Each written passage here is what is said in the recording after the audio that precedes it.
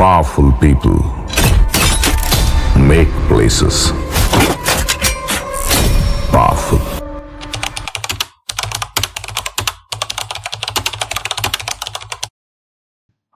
Very good evening to everyone.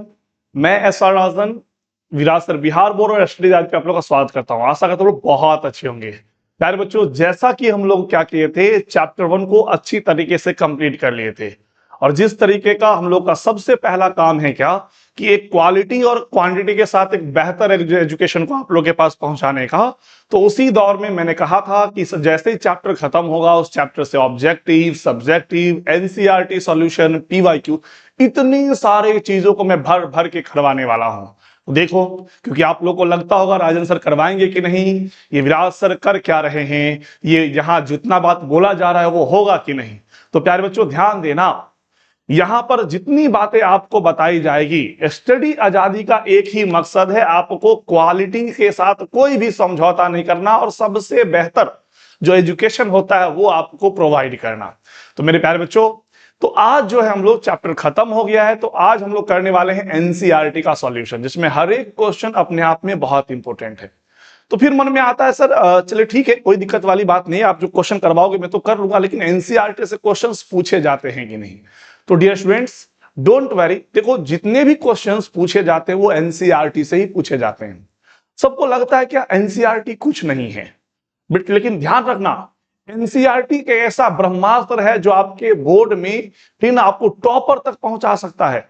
इसलिए NCERT को हल्के में नहीं लेना है। और अभी तक जितने भी बातें मैंने पढ़ाई वो सारे के सारे एनसीईआरटी के अकॉर्डिंग था, ठीक है, क्योंकि आपका जो बेस जो होता है वो एनसीईआरटी होता है, इसलिए एनसीईआरटी को छोड़ के नहीं चलना है, ठीक है। तो जैसे भी आप लोग पढ़े हैं ना मेरे प्यारे बच्चों, तो जैसे ही अभी हम लोग एनसीईआरटी का सॉल्यूशन करवा ही रहे हैं, अभी क्या करना है, इसके बाद आपको एनसीईआरटी का लाइन बाय लाइन पढ़ना है।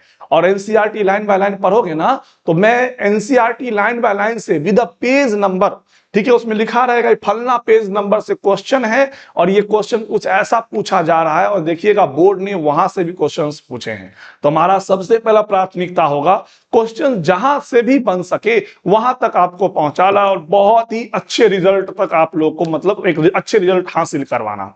ओके, तो भाई तो चलो अब हम लोग चलते हैं आगे और फटाफट हम लोग बिना देरी किए हुए स्टार्ट करते हैं एनसीईआरटी के सॉल्यूशन को। तो first of all step by step हम लोग हर एक क्वेश्चंस को करने वाले हैं। तो आइए, सबसे पहला क्वेश्चन हम लोगों के बीच में कुछ रहा यूं। फर्स्ट क्वेश्चन क्या कर रहा है, जीवों में प्रजनन क्यों आवश्यक है। तो याद कीजिएगा, जब हम बात किए थे, देखो क्या ये आप सोचना, क्या आपके इस समर्पण बैच में जो मैंने पढ़ाया है और साथ में मैंने यूट्यूब पर जो पढ़ाया है, क्या उसके डायरेक्ट कॉपी से क्वेश्चन नहीं है क्या। तो ऑफ कोर्स है गुरु, कैसे। मैंने प्रजनन का उद्देश्य बताया, मैंने बताया कि प्रजनन क्यों जरूरी है, उसका उद्देश्य क्या है। तो मैंने कहा था कि अगर पृथ्वी पर जीवन संभव है तो किसके वजह से, प्रजनन के वजह से। अगर पृथ्वी पर प्रजनन है, उसके वजह से कोई भी जीव अपने प्रजाति को क्या करता है, निरंतर बनाए रखता है। ये दो चीजें आप आराम से लिख सकते हैं और इससे आपको समझ आ जाएगा कि हाँ सर एकदम सही बोले, आपके कॉपी से ही तो क्वेश्चंस हैं। तो डेफिनेटली बोर्ड एग्जामिनेशन में बाबू पिछले 8 साल का अनुभव है हमारे पास, 2017 से मैं पढ़ा रहा हूं, पिछले कई साल मींस 4-5 साल से मैं अभी ऑनलाइन काम कर रहा हूं, ठीक है, आप लोगों के लिए, ठीक है। क्योंकि ये क्यों करवा रहा हूं, ये तो आपके एक बेहतर भविष्य के लिए। तो घबराना नहीं है और देखना एनसीईआरटी नहीं, बोर्ड में जो क्वेश्चन पूछ जाएंगे वो भी हमारे कॉपी से ही होने वाले हैं। ओके, तो देखो भाई, जैसे मैं बात करता हूं जीव में प्रजनन क्यों आवश्यक है, तो मैंने कहा जीव में प्रजनन क्यों आवश्यक है मेरे प्यारे बच्चों, क्योंकि हमें चाहिए क्या, एक जो भी प्रजाति यहां पर है वो प्रजाति निरंतर यहां पर बनाए रखे, उसके लिए। तो देखो, पृथ्वी पर प्रजातियों की निरंतरता के लिए, पृथ्वी पर प्रजातियों की निरंतरता के लिए प्रजनन क्या है बच्चे, आवश्यक है। और यदि जीव प्रजनन नहीं करेंगे तो जीव के जीवन का अस्तित्व क्या हो जाएगा, समाप्त हो जाएगा। कोई दिक्कत है नहीं ना, चीजें समझ में आ रही होगी। काफी मजेदार तरीका से आंसर मैं बता रहा हूं, लेकिन एक और बात आपको ध्यान रखना है कि ये जो आंसर दे रहा हूं जरूरी नहीं आपको ऐसे ही आंसर्स लिखने हैं। आप अगर आंसर लिखने की बात आती है तो बच्चे करना क्या है सुनना। फर्स्ट ऑफ ऑल मैं बता रहा हूं आपको करना क्या है। तो करना यह है बच्चे कि आपको अपने लैंग्वेज में आंसर लिखना है, क्योंकि मैं अभी आगे चलूंगा तो एक क्लास में ये भी लूंगा जो आंसर राइटिंग कैसे करना है, क्वेश्चन का आंसर कैसे लिखना है, इसकी बात में भी आपको मैं बताऊंगा। डन है। अब चलते हैं हम लोग नेक्स्ट क्वेश्चन की तरफ। और नेक्स्ट क्वेश्चन क्या है, प्रजनन का कौन सा तरीका बेहतर है, अलैंगिक या अलैंगिक, क्यों? ओके, लैंगिक प्रजनन अच्छा है कि अलैंगिक प्रजनन अच्छा है? अगर मैं यही क्वेश्चन में अगर आपसे पूछता हूं तो बताओ कौन सा प्रजनन सबसे अच्छा होगा, बता सकते हैं? कहिएगा सर अलैंगिक भी तो अच्छा है, क्यों? क्योंकि उससे कम समय में बहुत अत्यधिक संतति बन जाते हैं। फिर कहेगा नहीं सर लैंगिक अच्छा है, क्योंकि लैंगिक में ना बहुत मतलब उसमें जो संतति बनते हैं ना वो काफी मेच्योर मतलब होते हैं, विभिन्नताएं देखने को मिलती है। देखो अगर नॉर्मली देखा जाए तो यहाँ पर सबको अपने पॉइंट ऑफ व्यू से आंसर लिखना होता है, और हमें खासकर अगर मैं अपने पॉइंट ऑफ व्यू से अगर मैं यहाँ पर आंसर देता हूं, देखो हमेशा ध्यान रखना, क्योंकि कहा जाता है मेरे प्यारे बच्चों कि जितने भी क्वेश्चंस दिए जाते हैं ना तो वहां पर लिखा रहता है परीक्षार्थी यथासंभव अपने ही शब्दों में उत्तर दे। ठीक है, क्योंकि आपको अपने अकॉर्डिंग देना है, कौन क्या कह रहा है उससे कोई मतलब वाली बात नहीं, अपने शब्दों में अपने सोच करके। तो मैं जब एज ए टीचर अगर मैं सोचता हूं तो मैंने देखा चलो ठीक है कम समय में ज्यादा संतति तो बन रहा है, लेकिन उस ज्यादा संतति में अनुकूलन नहीं होती है, वो जिसकी वजह से वो मर जाती है। लेकिन वही अगर हम लैंगिक प्रजनन को देखते हैं तो लैंगिक प्रजनन से जो भी संतति का निर्माण हो रहा है, जो भी संतति का क्या हो रहा है बच्चे, निर्माण हो रहा है, वो काफी ज्यादा मेच्योर होते हैं और उसमें विभिन्नताएं मिलती है। और विभिन्नताएं ही क्या होता है, इवोल्यूशन का कारण बनता है। किसका कारण बनता है मेरे प्यारे बच्चों? इवोल्यूशन का कारण बनता है। इवोल्यूशन मतलब क्या, विकास। तो देखो पहले जमाने में जो जीव रह रहे थे और आज जो जीव रह रहे हैं दोनों में डिफरेंस है, जरूर डिफरेंस है। क्यों? पहले हम लोग का लाइफ स्टाइल अलग था और अभी का लाइफ स्टाइल अलग है। आज जो देखो इस मार्कर लेकर के आप कहां बिहार के किस कोने में बैठे हुए हैं और मैं बिहार के किसी एक कोने से आप लोगों के बीच में अभी मैं खड़ा हूं, तो ये किसके वजह से? इवोल्यूशन, विकास की वजह से ही तो हो रहा है। तो इसीलिए हम कह सकते हैं यानी जो प्रजनन का सबसे बेहतर तरीका क्या हो सकता है, लैंगिक प्रजनन, क्योंकि इसमें भिन्नताएं मिलती है, भिन्नताएं से जीवों का क्या होता है, विकास होता है। तो वही बात है, देखो लैंगिक प्रजनन या लैंगिक प्रजनन अलैंगिक प्रजनन से बेहतर है, क्योंकि इससे ऐसी संतानें पैदा होती है जो माता पिता के आनुवंशिक रूप से क्या होती है, अलग होती है। और इसका यह भी मतलब है कि संतान अधिक लचीली होगी और आनुवंशिक भिन्नता के कारण माता पिता से किसी एक तुलना में बेहतर तरीके से जीवित रह पाएगी। इट मींस जब विभिन्नताएं देखने को मिलती है मेरे प्यारे बच्चों, तो वो कहने का तो कहते हैं ना जी, गांव घर की कहावत है, हम लोग की तरफ का ये कहावत है, कौवा से ज्यादा कौवा का बच्चा बुद्धियार होता है। बुद्धियार मतलब क्या, बुद्धि वाला। इट मींस अपने पेरेंट्स से ना बच्चे ज्यादा सुपेरियर होते हैं। क्यों? क्योंकि उस भिन्नता की वजह से। वो भिन्नता किससे मिलता है? तो भिन्नता इस लैंगिक प्रजनन से देखने को मिलता है। किस देखने को मिलता है? इस लैंगिक प्रजनन से देखने को मिलता है। डन, ये दूसरे क्वेश्चन का भी आंसर हो गया। अब चलते हैं नेक्स्ट क्वेश्चन की तरफ। क्वेश्चन नंबर 3 क्या कह रहा है, अलैंगिक प्रजनन से उत्पन्न संतान को क्लोन क्यों कहते हैं? नॉर्मली अगर हम लोग देखते हैं तो अगर कोई हमारे पास में एक अगर बॉडी है, जैसे कि ये है आपका क्या है, अमीबा, मतलब अमीबा है। ये अमीबा अगर प्रजनन करेगा तो ये अमीबा क्या करता है, जैसे ही ये इसका बॉडी क्या होगा ना मेरे प्यारे बच्चों, 2 पार्ट डिवाइड होगा। अब जैसे ही 2 पार्ट में डिवाइड होगा तो कितना, तो ये बन जाएगा, ठीक है, ये बन जाएगा 2 ऑर्गेनिज्म। अब देखो मैंने कहा ये दोनों के दोनों ये क्या बन गए, नई संतति या नई अमीबा बन गई कि नहीं? ऑफ कोर्स सर बन गई। अब जैसे ये दोनों के दोनों नई अमीबा बना, मैंने कहा हमारे पास में एक एप्पल है, उस एप्पल को मैंने 2 पार्ट में काटा, एक ने आप खाया, एक ने मैं खाया हूं, ठीक है, डन है। अब दोनों को जब हम लोग खाते हैं, ठीक है, दोनों को हम लोग क्या किए, खाए। तो जैसे ही हम खाते हैं तो खाने के बाद हमें क्या मिला, मेरे को मीठा लगा और आपको भी मीठा लगा, ऑफ कोर्स सर मीठा लगा। तो इससे क्या समझ में आया मेरे प्यारे बच्चों, कि जब एक शरीर एक ही को 2 भाग में बांटेंगे तो रंग रूप में गुण में सब में समान होगा।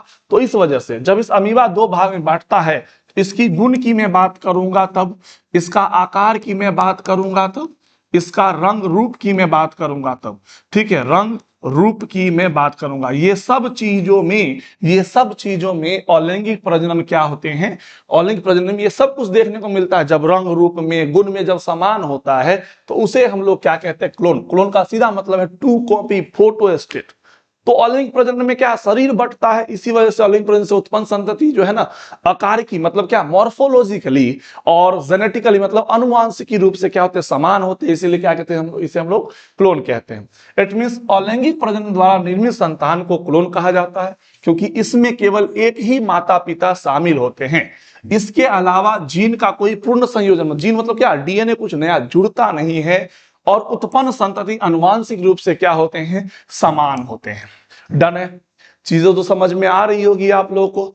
बेटा जी देखो मैं ना काफी अच्छे तरीके से आंसर में बना बना के यहाँ पे लाया हूं, लेकिन ये मेरा आंसर है, तो इस आंसर से आपको कोई काम नहीं है, समझ आया? आपको अपने तरीका से आंसर लिखना है, मेरा काम है एक हिंट्स देना, क्योंकि एक टीचर एक मार्गदर्शक होता है, मेरा काम है सही दिशा में मार्गदर्शन देना।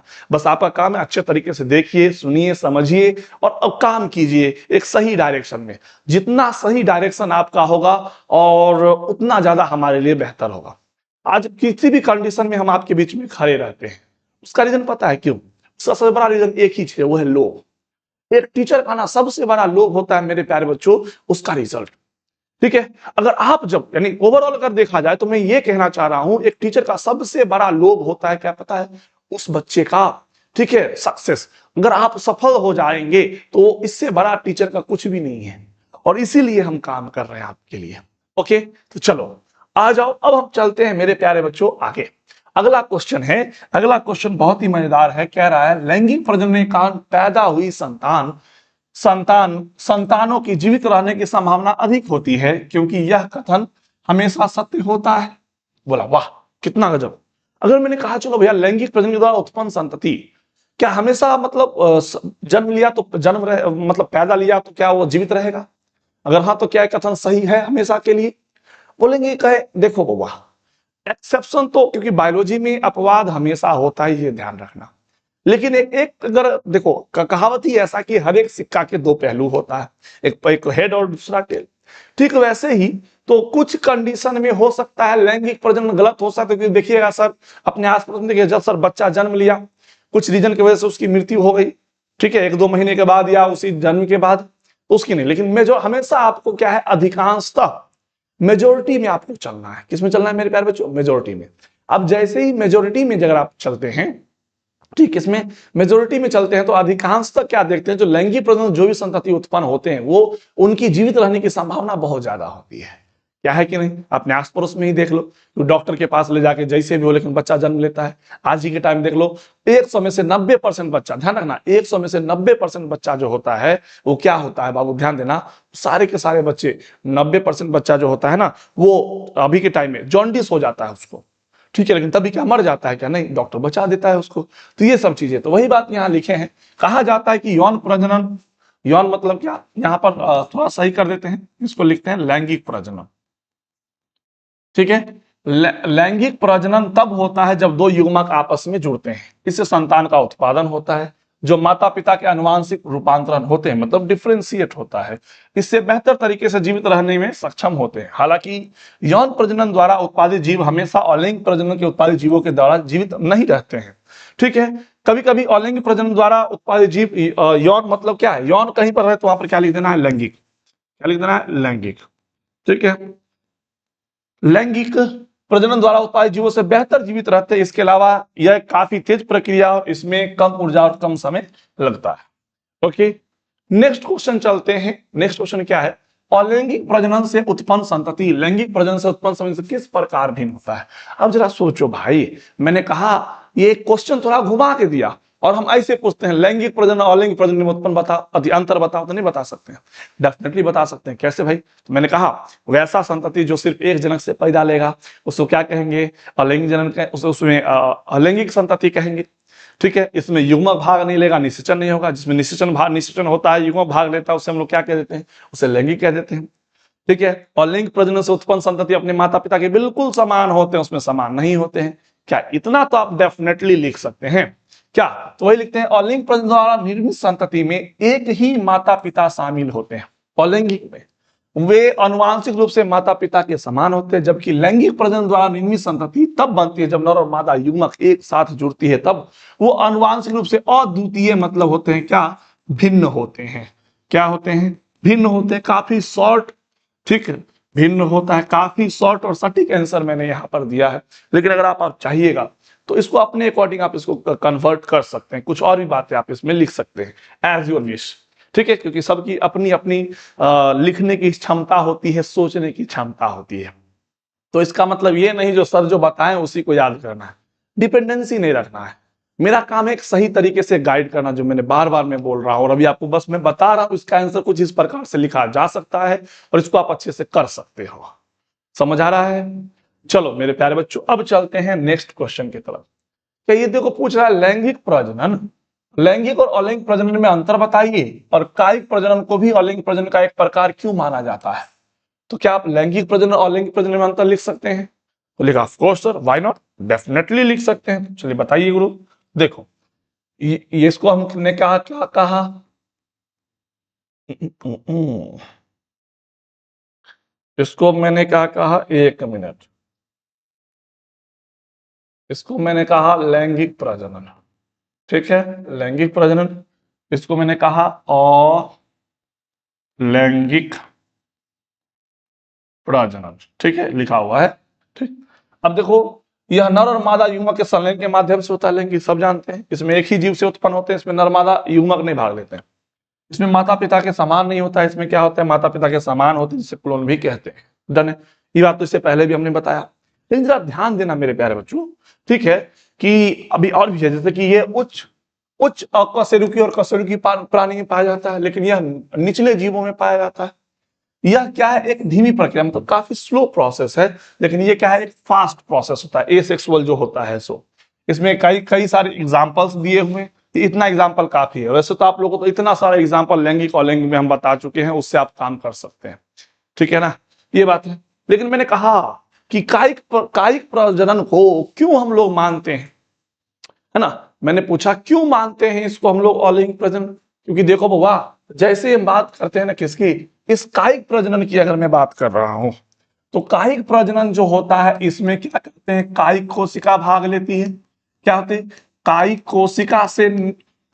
कोशिका से क्या होता है, नई संतति। कायिक कोशिका से क्या बनता है, नई संतति का निर्माण होता है, ठीक है, नई संतति का क्या होता है मेरे प्यारे बच्चों, निर्माण होता है।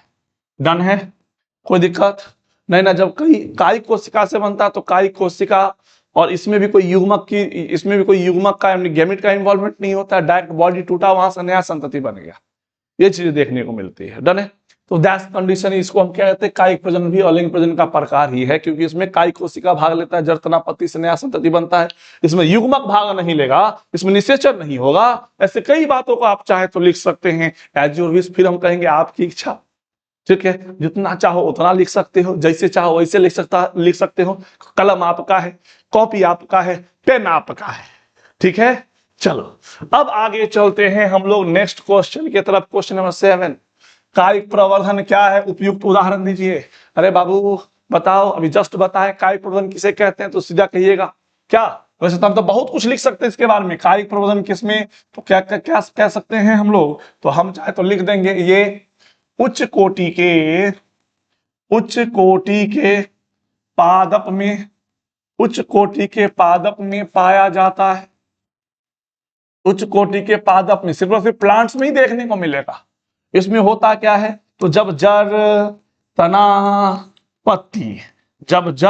पत्ती से एक नया संतति बनेगा, जब जड़ तना पत्ती से नया संतति बनता है, इससे नया संतति, इट मींस नई संतति का निर्माण होगा ना मेरे बच्चों, तो उसे हम लोग क्या कहते हैं, कायिक प्रवर्धन। उसे क्या कहते हैं हम लोग, कायिक प्रवर्धन कहते हैं। ओके ना, डन है ना। चलो अब इसका एग्जाम्पल तो इतना सारा है, जड़ का, तना का, पत्ती का लिख दो, लेकिन यहाँ लिख दिए अदरक में, लहसुन में, प्याज में, ठीक है, ये सब लिख सकते हैं। पूरा मसाले का नाम लिख दो, पूरा सब्जी बनवा दो, यहाँ पर क्या लगा हुआ है, कोई दिक्कत है। वही बात यहाँ पे लिखे, वनस्पतिक प्रसार पौधे में पाए जाने वाला अलैंगिक प्रजनन का एक सामान्य रूप है। इसमें पौधे के टुकड़े का उपयोग कर दूसरे पौधे उगाने के लिए किया जाता है। कई पौधे के वनस्पति प्रकार प्रकृति और कृत्रिम रूप से प्रजनन करते हैं, और उत्पन्न संतति आनुवंशिक रूप से क्या होते हैं, समान होते हैं। क्या होते हैं, समान होते हैं। ओके, अब नेक्स्ट चलते हैं। पूछ रहा निम्नलिखित का परिभाषा दे। पहला है किशोरावस्था, दूसरा है प्रजनन अवस्था, तीसरा है वृद्धावस्था।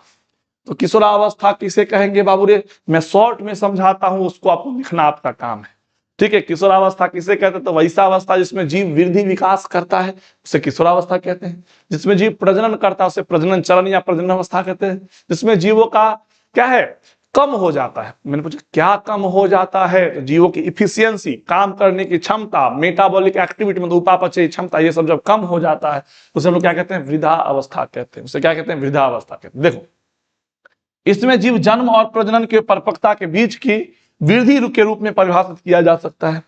इसमें इसमें जीव यौन प्रजनन मतलब प्रजनन करता है, पुरुष में मृत्यु तक रहता है, लेकिन महिलाओं में 50 वर्ष तक की बताए थे हम। पुरुष में जो है ना 60-70 साल तक शुक्राणु बनता ही रहता है, भले शुक्राणु की सचलता घट जाए, लेकिन महिलाओं में 45 से 50 वर्ष में उसमें अंडाणु बनना क्या हो जाता है? बंद हो जाता है। लेकिन वही बात करते हैं वृद्धावस्था, तो इसमें उम्र बढ़ने की वृद्धि है, और वृद्धावस्था के बाद क्या देखने को मिलता है? राम राम सत्य है, सबका यही सत्य है, मृत्यु हो जाता है। ठीक है, उसके बाद क्या हो जाता है मेरे प्यारे बच्चों? मृत्यु हो जाता है। समझे? कोई दिक्कत नहीं ना? तो ये तीनों को हमने परिभाषित कर दिया। डन है ना जी? जी, अब आगे चलते हैं। मैंने कहा उच्चतर जीवों में अपनी जटिलता के बावजूद लैंगिक प्रजनन का सहारा लिया। क्यों? उच्चतर कहने का मतलब क्या? Higher class organism.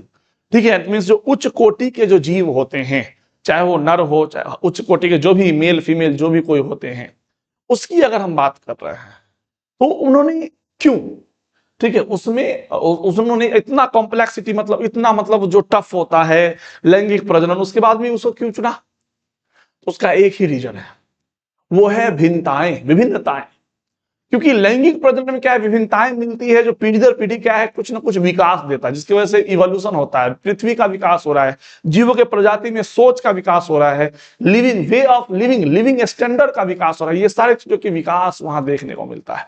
इसलिए तो सबसे मुद्दा एक ही चीज क्या है? लैंगिक प्रजनन में अगर जैसे ही हम बात करते हैं क्या, तो लैंगिक प्रजनन, ठीक है, तो लैंगिक प्रजनन से क्या मिलती है? ठीक, तो लैंगिक प्रजनन से क्या मिलती है? भिन्नताएं। लैंगिक प्रजनन से क्या मिलती है? भिन्नताएं। भिन्नताएं से क्या होती है? भिन्नताएं से क्या होती है? विकास होती है। और विकास से जीवों की जीने की दर, जीवों की जीवित रहने की दर, जीवित रहने की संभावना अधिक होती है। कैसे सर? देखो मेरे प्यारे बच्चों, पहले जीव जन्म लेता था, कोनो बीमारी हुआ निकल लिया। 1700 कुछ ईस्वी में हैजा आया था हम लोग के यहाँ पर। ठीक है, तो हैजा आया भारत में, हैजा आया तो उसमें क्या होता था? वोमिटिंग होता था, डिहाइड्रेशन, लूज मोशन होता था, लोग की मृत्यु हो जाती थी। क्यों? उस टाइम मेडिकल सिस्टम नहीं था, लोग को नहीं पता था। अगर लोग को थोड़ा ही पता रहता तो जितना अगर मतलब बॉडी से डिहाइड्रेशन हो रहा है, मतलब पानी घट रहा है, तो नमक चीनी पानी का घोल बना बना के पिएगा, तो क्या उसकी मृत्यु होती? कभी नहीं। आज के टाइम में देखिए लूज मोशन होता है, या अगर बॉडी में डिहाइड्रेशन होता है, क्या करते हैं? ओआरएस का घोल पीते हैं, उससे बॉडी के वाटर को मेंटेन रखता है। तो क्या हुआ? जैसे जैसे विकास हुआ वैसे वैसे मेडिकल सिस्टम ही बना। और कितना भी क्रिटिकल, अभी देखिएगा आप देखते होंगे बच्चा जो जन्म लिया है उसको शीशा में रख देते हैं। ठीक है, काहे? तो शीशा में इसलिए क्योंकि उसको उस तरीके का माहौल देते हैं हम, जिसके वजह से बच्चा को जल्दी मतलब किसी भी मतलब टफ कंडीशन में भी हो वो जिंदा रह सकता है। तो वही चीज देखने को मिलता है यहाँ पर। तो वही लिखे हैं उच्च जीव अपनी जटिल प्रकृति के बावजूद यौन प्रजनन से गुजरते हैं, क्योंकि जीव दो अलग अलग युग्मों का निर्माण से उत्पन्न होता है। इसमें अनुवांशिक विविधताएं मतलब भिन्नताएं देखने को मिलती है। इस विविधताएं के कारण ही पर्यावरणीय कारकों के लिए एक अच्छी तरह अनुकूलित होते हैं। आमतौर पर उसे जीवित रहने की दर क्या हो जाती है? काफी अधिक हो जाती है इस वजह से। डन है? कोई दिक्कत नहीं ना? अब चलते हैं नेक्स्ट क्वेश्चन की तरफ। अब बताइए कि समझाइए कि अर्धसूत्री विभाजन और युग्मक जनन सदैव एक दूसरे से जुड़े होते हैं। क्यों? अरे बाबू, हमने कहा क्या? देखो लैंगिक प्रजनन में हमेशा, ठीक है, लैंगिक प्रजनन की जब हम बात करते हैं तो लैंगिक प्रजनन में क्या चाहिए? तो युग्मक चाहिए। लैंगिक प्रजनन में क्या चाहिए? युग्मक चाहिए। युग्मक होना अनिवार्य है, युग्मक होना अनिवार्य है। और युग्मक जो है ना बाबू, तो इस युग्मक को हमेशा क्या होना अनिवार्य है? तो हैप्लोइड। ठीक है, हैप्लोइड कहने का मतलब इधर देखो, जब एक मेल है दूसरा एक फीमेल है, ठीक है, मेल और फीमेल है, तो इस मेल और फीमेल को जब हम देखते हैं, ठीक है, देखते हैं तो मेल में क्या बनता है, तो ध्यान दो इस मेल में क्या बनता है। तो इस मेल को जब देखते हैं तो इसमें जब मेल गैमिट Mg मतलब मेल गैमिट, इसमें Fg मतलब फीमेल गैमिट बना। अब ये दोनों जब आपस में मिलता है तो क्या होता है, निषेचन। निषेचन से क्या बनता है, युग्मनज बनता है। युग्मनज से क्या बनता है, भ्रूण बनता है। भ्रूण से क्या बनता है, नई संतति। ठीक है। अगर मनुष्य में देखो यहाँ पर 46 गुणसूत्र होता ही है दोनों में। अगर इसमें भी 46 गुणसूत्र, इसमें भी 46 गुणसूत्र हो जाए तो निश्चित बात ये जो जाइगोट यानी युग्मनज बनेगा उसमें कितना, 92 गुणसूत्र। बताओ डायरेक्ट गुणसूत्र दुगुना हो गया। बोवारे आदमी नहीं, आदमा बनेगा, आदमा। तो इसीलिए क्या कहते हैं, देखो तो क्योंकि ये पीढ़ी दर पीढ़ी हमेशा गुणसूत्र की संख्या को क्या करना है, मेंटेन रखना है।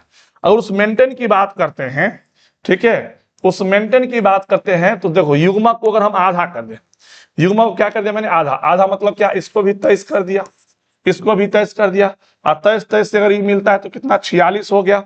इससे जो नया संतति बना इसमें भी कितना, 46 गुणसूत्र। क्या पीढ़ी दर पीढ़ी गुणसूत्र की संख्या समान होती है। इसीलिए युग्मक जनन में अर्धसूत्री कोश का अभिधान जरूरी है, क्योंकि अर्धसूत्री कोश का अभिधान होने से युग्मक क्या बनता है, हैप्लॉइड बनता है, जिसकी वजह से पीढ़ी दर पीढ़ी गुणसूत्र की संख्या क्या होती है, कांस्टेंट होती है। कोई दिक्कत है नहीं ना, इतना अच्छे तरीके से समझा रहे हैं यार। ठीक है, आप लोग सोचो समझो, हर एक दिन शाम के 7 बजे, ठीक है, शाम के 7 बजे राजन सर के नाम कर दो बस। ठीक है, हर एक दिन किसी परिस्थिति में हम क्लास लेंगे और आपको कभी कभी इमरजेंसी हो जाता है ना जी, तो भूल जाते हैं, तो कोई काम पड़ जाएगा, इस वजह से हम क्लास नहीं ले पाते हैं, ये ध्यान रखिएगा। अब चलते हैं नेक्स्ट क्वेश्चन। मैंने कहा क्या, जो एक पुष्पीय पादपों में प्रत्येक भाग को पहचाने लिखे कि वह अगुणित है कि द्विगुणित है। देखो यहाँ पर अंडा से परागकोश रखने वाला फूल, अंडा, पराग, नर युग्मक, युग्मनज है। तो देखो अंडा से जो होता है बाबू, अंडा से डिप्लॉयड द्विगुणित होता है, परागकोश द्विगुणित होता है, अंडा अगुणित होता है, पराग अगुणित होता है, नर युग्मक अगुणित, युग्मनज क्या होते हैं, अगुणित। तो सॉरी, युग्मनज दोगुणित। तो यहां से भी क्वेश्चन पूछा गया, युग्मनज क्या है, दो बार पूछा है। तो युग्मनज क्या होते हैं, डिप्लॉयड होते हैं। तो यहीं से ना क्वेश्चन उठा के पूछा जी। हाँ, नर युग्मक क्या होते हैं, अगुणित होते हैं। 3 बार क्वेश्चन पूछा, कहा यहीं से ना पूछा हुआ है। एनसीईआरटी बाबू देखो, एनसीईआरटी का लाइव पढ़ना बहुत जरूरी है। एनसीईआरटी का थ्योरी मतलब सॉरी क्या बोलते हैं, सॉरी ये एनसीईआरटी का एक्सरसाइज करना बहुत जरूरी है। ये आपको ना थिंकिंग ऑर्डर बढ़ाएगा। जो पूरा चैप्टर पढ़े तो वहां से क्वेश्चन किस किस तरीके से पूछा जाएगा ये तो होगा ही होगा। साथ ही हम हर एक चैप्टर से मतलब अच्छे अच्छे क्वेश्चंस आपको प्रोवाइड कर रहे हैं प्रैक्टिस सेट के रूप में। जो भी बच्चे भी समर्पण बैच में जुड़े हुए हैं उनको मिल रहा होगा। अभी देखो जैसे चैप्टर 1 में लगभग 40 प्लस क्वेश्चंस दिए हैं, वो क्वेश्चंस कीजिएगा, उससे और आपका थिंकिंग लेवल और बढ़ेगा और आपको समझ आएगा कि भाई मतलब क्वेश्चन ऐसे भी पूछे जा सकते हैं। तब तो थ्योरी पे आपका कमांड बनेगा। जब तक थ्योरी पे कमांड नहीं बनेगा ना आपसे ऑब्जेक्टिव हिलेगा ना सब्जेक्टिव हिलेगा। ठीक है, तो इसके बाद का जो हम लोग का क्लास होगा ना बाबू, वो क्लास एक नॉर्मल क्लास लेंगे 40-50 ऑब्जेक्टिव का, फिर उसके बाद पीवाईक्यू करवाएंगे, फिर उसके बाद हम लोग जो है ना कुछ क्या कहते हैं NCERT line by line question करवाएंगे। देखिएगा एनसीईआरटी कितना बड़ा चीज है। सो अच्छे क्वेश्चंस भी हैं, मतलब लेवल के भी क्वेश्चन है, हल्के क्वेश्चंस भी, हर एक लेवल के क्वेश्चन। मेरा काम है देखो बाबू, बिहार बोर्ड में जो बच्चों को ठगा जाता था हल्का हल्का क्वेश्चन बता बता करके, उस बार हम नहीं ठगने देंगे किसी को। अगर आपके छोटे सॉरी बड़े भाई बहन को अगर हमसे अगर पढ़े होंगे तो उनसे पूछिएगा राजन सर क्वेश्चन का लेवल क्या होता है, समझ आ जाएगा। हम ऐसा नहीं जो हल्का क्वेश्चन नहीं करवाते हैं, हल्का क्वेश्चन भी करवाते हैं और हार्ड क्वेश्चन भी करवाते हैं, क्योंकि जीरो से लेकर के हीरो बनाते हैं बाबू बायोलॉजी में। क्योंकि जब एग्जाम में बैठोगे ना, एक बार लेना राजन बाबा का नाम और ऊपर से लेकर 70 में से आराम से 50 ऑब्जेक्टिव बना करके आएगा। ये बात ध्यान रखना, ठीक है, ठीक है। इसीलिए ये हम अपने आप को बाबा नहीं कहते हैं, आप लोग के द्वारा दिया गया नाम है बायोलॉजी बाबा, राजन बाबा कहते हैं। ठीक है, समझे ना। तो हम भी अभी हमको भी थोड़ा बोलने में awkward लगता है, लेकिन तभी कहते हैं। चलो कोई दिक्कत नहीं, आप लोग का प्यार जो भी बुलाइएगा मैं सब मंजूर है। बस कैसे भी ये जो मेरा रिजल्ट का जो भूख है, आपके सक्सेस आपके सफलता का जो भूख है, ये भूख हम इतना ही कहेंगे कभी मरे नहीं मेरा, हमेशा दिन रात आपके लिए मेहनत करते रहे। ठीक है, जैसे विराट सर देखिए कितना छोटा उम्र है लेकिन तब भी तब काम कर रहे हैं दिन रात एक करके। ठीक है, तो उनसे भी हम बहुत कुछ सीखते हैं, बहुत कुछ सीखते हैं। विश्वास नहीं कीजिएगा, उनसे काफी ज्यादा हम इन्फ्लुएंस होते हैं। ठीक है, उम्र में तो हमसे छोटे भी हैं, काफी जूनियर भी हैं, और पता नहीं एक गजब का रिलेशन बना हुआ है यार। मतलब एक होता है ना रियल भाई वाला फीलिंग, उनके जब से बात करते तो सच में मेरे को छोटा भाई लगता है मेरे को। ठीक है, भले ही छोटा भाई है लेकिन काम के लेवल में हैट्स ऑफ यार, बहुत मजेदार काम करते हैं और हम तो उनके इतना कर भी नहीं सकते हैं। ठीक है, और मुझे लगता है आने वाले टाइम में इस बिहार को, ठीक है, जो क्रांति जो मिलने वाला है ना इस विराज सर के द्वारा, मतलब मत पूछिए, वो अनबीटेबल होगा, ये गारंटी मैं देता हूं आपको। ठीक है ना, बस आप लोग का सहयोग बना रहे, क्योंकि आप लोग जितना प्यार दोगे हम लोग को ना, उतना ज्यादा हम आप लोग के लिए बेहतर नहीं, बहुत ज्यादा बेहतर कर पाएंगे। ठीक है, तो चलिए अब चलते हैं हम लोग नेक्स्ट क्वेश्चन की तरफ। क्वेश्चन नंबर 12 वो है बाह्य निषेचन को प्रभावित करने से नुकसान बताएं। भाई मैंने बताया था ना, शरीर के बाहर होने वाले निषेचन को क्या कहते हैं, बाह्य निषेचन कहते हैं। अब बाहर निषेचन होगा, देखो बाहर निषेचन मतलब माध्यम चाहिए, मतलब पानी में, तो जैसे मछली में, मेढक में, तो वो भी अपने शुक्राणु अंडाणु को पानी में छोड़ दिया। ठीक है, अब पानी क्योंकि एरिया बड़ा होता है, ठीक है, तो वहां निषेचन की संभावना कम होती है। अगर कहीं एक बार निषेचन हो भी गया तो एक ही जगह बहुत सारे संतति बन जाते हैं, बहुत सारी मछलियां, बहुत सारी मेढक बन जाती है। तो भक्षक जाकर के देखो, जैसे मछलियां बनी तो एक ही जगह बहुत सारा मछलियां हैं, तो बड़ी बड़ी मछलियां छोटी मछलियां खा जाएगी, या तो मनुष्य जो मानव है वही आके जब मच्छरदानी लगाया, छान लिया, ले जाके एकदम बना के फ्राई करके खा गया, तो ये उसके नुकसान है। तो वही लिखा हुआ है, इसमें जीवित रहने की संभावना बहुत कम होती है, निषेचन की भी संभावना बहुत कम होती है, युग्मक सूख भी सकते हैं और शिकारी आमतौर पर अंडे को खा भी सकते हैं। ये सारे कंडीशंस देखने को मिलते हैं। ओके, डन है, चीजें समझ में आया? ठीक है ना, अब चलते हैं हम लोग नेक्स्ट क्वेश्चन की तरफ। क्वेश्चन नंबर 13, जूस्पोर और युग्मनज के बीच अंतर। क्या बताओ, ये क्वेश्चन सेम टू सेम मैंने करवाया है कि नहीं समर्पण बैच में? डेफिनेटली, क्योंकि हम लोग बाबू एनसीईआरटी के कोर्स चलते हैं। अभी भी कई सारे ऐसे लोग हैं जो एनसीईआरटी को वैल्यू ही नहीं देते हैं, मैं कह रहा हूं। ठीक है, आप पूरा एक चैप्टर अच्छे से पढ़ो भाई, पीवाईक्यू पे जब चैप्टर उनका पीवाईक्यू पर उंगली रखोगे ना, एक भी ऐसा क्वेश्चन है जो आपसे छूटेगा नहीं, एक भी क्वेश्चन नहीं छूटेगा, डेफिनेटली सारे के सारे बनेगा, ध्यान रखिएगा। ठीक है, पैसेंस रखे बाबू, देख मैंने क्या बोला, पैसेंस रख के काम करो, और आप में एक ठहराव होना चाहिए किसी एक टीचर के प्रति विश्वास। मैं नहीं कह रहा हूं जो मैं बेस्ट हूं, मैं बस कह रहा हूं मैं एक अच्छा पढ़ा सकता हूं आपको, बहुत सारे अच्छे अच्छे फैकल्टी, अच्छे अच्छे नॉलेज वाले हैं, किसी एक को फॉलो करो, बहुत बेनिफिट मिलेगा आपको, समझे? अब देखो जूस्पोर और युग्मनज, तो जूस्पोर किससे बनता है बुआरे? अलैंगिक प्रजनन से। ठीक है, और ये किससे, युग्मनज किससे बनता है? लैंगिक प्रजनन से। जूस्पोर किसमें बनेगा? तो जूस्पोर बनता है जूस्पोरेंजियम के अंदर बनता है, और ये युग्मक के मिलने से बनता है। ये अलैंगिक प्रजनन का परिणाम है, ये लैंगिक प्रजनन का परिणाम है। ठीक है, जूस्पोर जो होता है ना बाबू, चल सकता है, लेकिन ये चल नहीं सकता, गतिहीन होता है। जूस्पोर गुणित और द्विगुणित दोनों हो सकता है, ये सिर्फ और सिर्फ द्विगुणित होता है। ये फैलाव में भाग लेता है, फैलाव में भाग नहीं लेता है।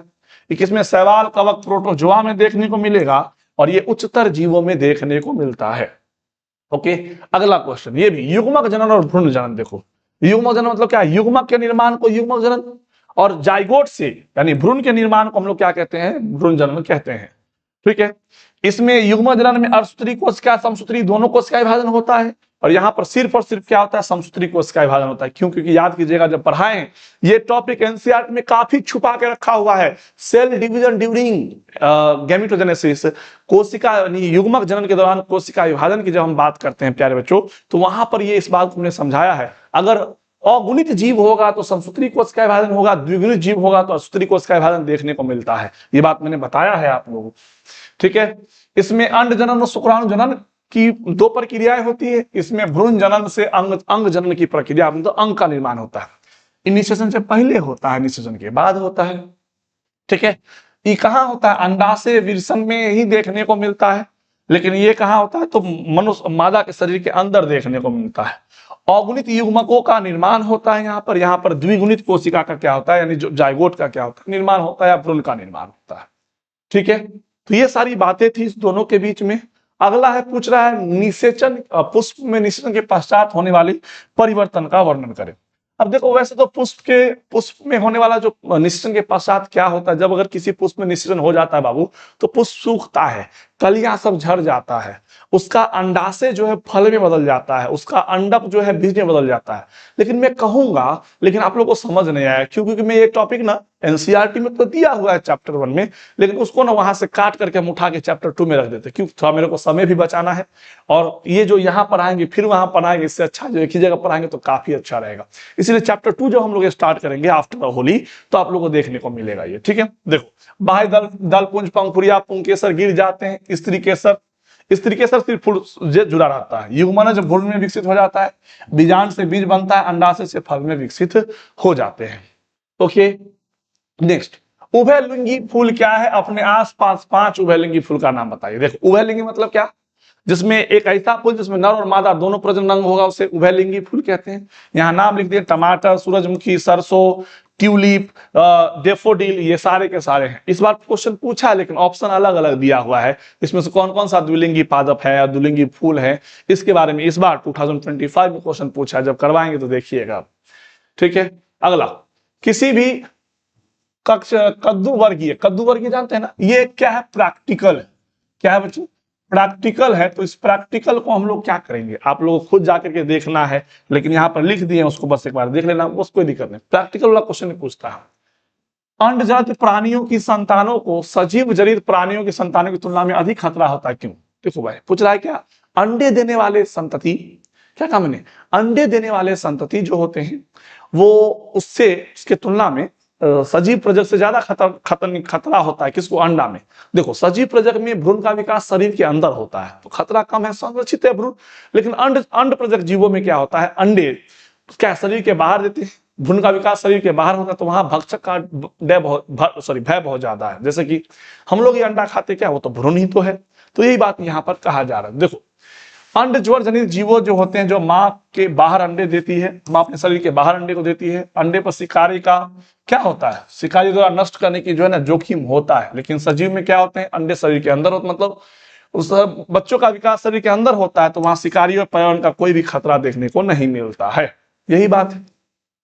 और इतनी सारे ही क्वेश्चंस आपके एनसीईआरटी में दी हुई है, ठीक है। तो ये सारे क्वेश्चंस मैंने आपको करवा दिया। अब देखो बच्चे, नेक्स्ट क्लास में जो है हम लोग करवाने वाले हैं ऑब्जेक्टिव सेशन पर आएंगे, तो अभी हम कम से कम 3 क्लास ऑब्जेक्टिव का चलेगा। पहला क्लास चलेगा पता है किसका? तो पहला क्लास आप लोग का चलेगा नॉर्मल ऑब्जेक्टिव का, जिसमें बेसिक क्वेश्चंस होंगे ऑब्जेक्टिव के, दूसरा पीवाईक्यू, तीसरा एक हार्ड लेवल थोड़ा सा अच्छे लेवल का क्वेश्चन होगा जो इस साल 2-3 साल से पूछ रहा है सो, और चौथा फिर आपको मिलेगा पता है क्या, ठीक है, फिर आपको मिलेगा, ठीक है ना, NCERT line by line questions. ये सारे के सारे क्वेश्चंस आपको देखने को मिलेगा। आज के लिए इतना ही मेरे प्यारे बच्चों, ठीक है। फिर हम लोग मिलेंगे नेक्स्ट क्लास में, लेकिन जाने से पहले अगर आपको वीडियो अच्छा लगे तो प्लीज एक लाइक कर देना, ठीक है, और इस विरासत सर बिहार बोर्ड चैनल को सब्सक्राइब कर देना। और हम लोग का एक प्यारा सा ऐप है स्टडी आजादी, इसको आप लोग डाउनलोड कर लेना, कई सारे इंफॉर्मेशन और पीडीएफ नोट्स आपको यहाँ देखने को मिल सकता है, ठीक है। और अभी जो है हम लोग, ठीक है ना, एक काफी पर्सनली मेंटरशिप के लिए हमने दिया है क्या, ठीक है, तो इस स्टडी आजादी बैच पर जो है हमने दिया है समर्पण बैच, ठीक है, समर्पण बैच, ठीक है। इस समर्पण बैच के को जाकर के देख लीजिएगा, ठीक है। और बहुत ही जल्दी इस होली के शुभ अवसर पर कुछ जो है ना बेनिफिट आपको जरूर यहां देखने को मिलेगा। इट मींस ओवरऑल अगर मैं बात करूं तो मैं बात कर रहा हूं किसकी, ऑफर की, ठीक है। एक ऑफर आपको जरूर देखने को मिल सकता है on the occasion of Holi, ठीक है। तो इसलिए एप्लीकेशन को डाउनलोड करो, क्योंकि आपके लिए काफी खास और काफी एक्साइटिंग ऑफर आने वाला है, तो इसको ध्यान रखना है, ठीक है। तो फिर हमारी मुलाकात होगी नेक्स्ट क्लास में। आज के लिए इतना ही। थैंक यू एवरीवन, ठीक है। आप अपना ख्याल रखिएगा, मिलते हैं नेक्स्ट क्लास में, बाय।